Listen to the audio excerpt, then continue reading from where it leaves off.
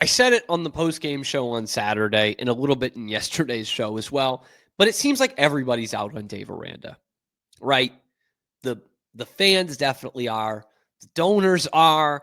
The some of the alums, the former players, some current players, family members are out. And it feels like the only people that aren't out are Dr. Linda Livingstone and everyone above Dave in the athletic department. But that could include the players as well. RG3 had his Out of Pocket podcast drop on Monday morning and talked to Sawyer Robertson, presumably before this game on Saturday. To be fair, it could have been as early as the beginning of the season when RG3 was actually doing a game in Waco, and he's in Waco when he does this. So this could be a couple months old. I imagine, though, it is from the last week or so. And he had Sawyer Robertson on there, and he asked Sawyer about his relationship with Dave Aranda. Here is Sawyer sticking up for his coach. How has Dave Aranda made you a better player and a better person, and what does he mean to you? Dude shows up and goes to work and works his butt off every single day, and it's inspiring, honestly, because I'm sitting there and I'm like you go to war for guys like that.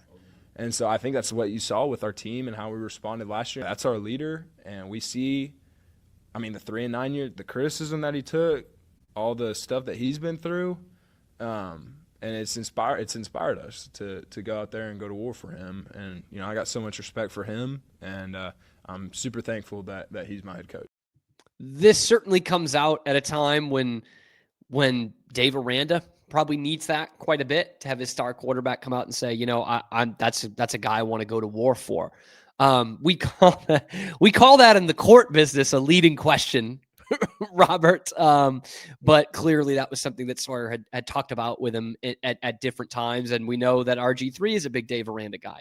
He doesn't want Dave Aranda to get fired. He's actually said publicly quite a few times over the last few years that he doesn't want Dave Aranda to get fired. So that could be some perfect timing there for the defense of Dave Aranda. But I know how it's gonna sound to a lot of Baylor fans right now. Like, okay, the coach goes to work. Fantastic. Right? That's the thing with Dave Aranda. The problem is not with Dave the guy.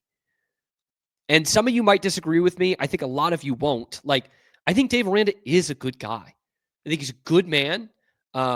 He seems to be a good family man, good God-fearing man that does prepare champions for life, right? That's the Baylor thing. And he's got a lot of good kids on his team that are good, upstanding members of the community and all that good stuff. It's not a case of like Jimbo Fisher, of a guy who was just lazy and didn't want to put in the hours that a college football coach needs to put in. It's certainly not something like a Bobby Petrino situation. It's just that they're not winning football games, man. Like, that's it. It's just that they're not winning, and that the crowds are no longer there. They're no longer backing this program. And so, like, I believe everything Sawyer Robertson's saying, but more often than not, in the last 3 seasons, they go to war for Dave Aranda, and it's like the Battle of Shiloh, man. Feels like nobody wins, and there's just a lot of blood. Like, this is not the kind of battle you hang your hat on here. All right. We didn't even get to the tie at Bunker Hill. This has been straight up a lot of losses if you're going to war. And Dave was actually asked about Sawyer Robertson, and I thought it was a good question, and I think it was David Smoke who asked it, about putting so much on Sawyer, and to the point where we've said it so many times this season, he needs to play a perfect game for them to have a chance. And that honestly might be the biggest issue with this Baylor team in 2025. I mean, without Sawyer, we're not able to win any games. We're not to be in any type of position to get to a bowl game or to be competitive or any of those things. And so I just think Sawyer always wants to do what's right, and he always wants to go above and beyond. And so I think kind of get it to where it's kind of refocused and, hey, man, just make this play. Let's execute this. I think to get it back to that level would be good for everybody. That honestly might just be the biggest problem for this team when it's all said and done. Right? Because I know a lot of you talk about how the offense has not been good the last couple of weeks, but the defense has been horrible all season long. I think it all kind of boils down to that.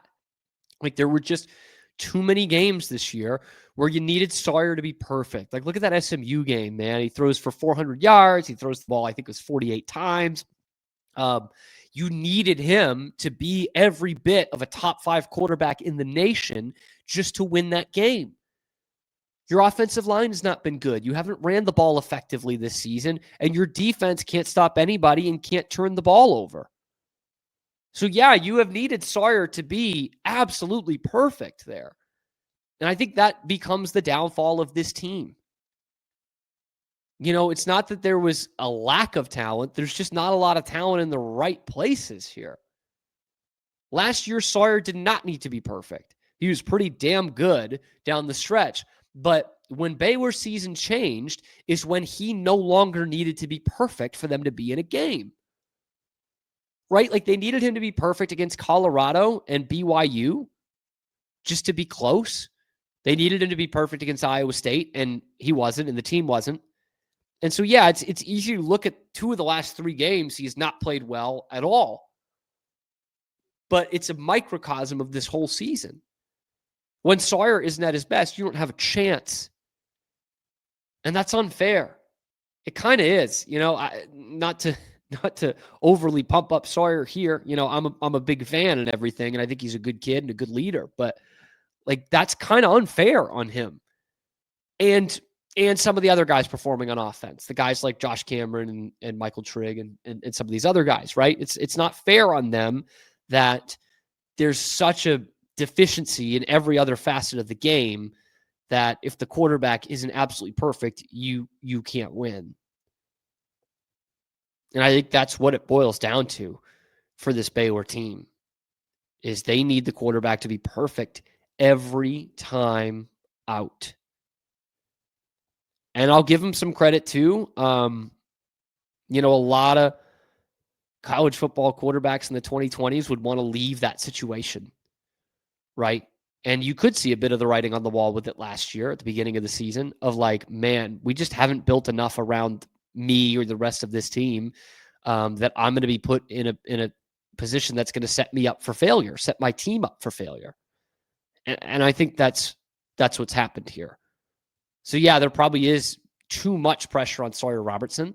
That is pretty much the fault of the coaching staff. And Sawyer is out there defending Dave and saying, you know, I'd run through a brick wall for him. And I don't think he's the only player that would say that. From what we have heard this year and heard in the past, it doesn't seem like they're the only players that would say that. But, yeah, that was a bit of a leading question. I don't think Sawyer was ever going to say, you know what, actually, he doesn't make me a good man. You know, I don't think Sawyer was going to be like, could we get James Franklin in here? You think? I don't think that's how he was going to answer the question. But let me know what you think in the comment section below. Like, subscribe. #1 Baylor football show on YouTube. Part of the #1 sports podcast network in the world right here on Locked On Baylor.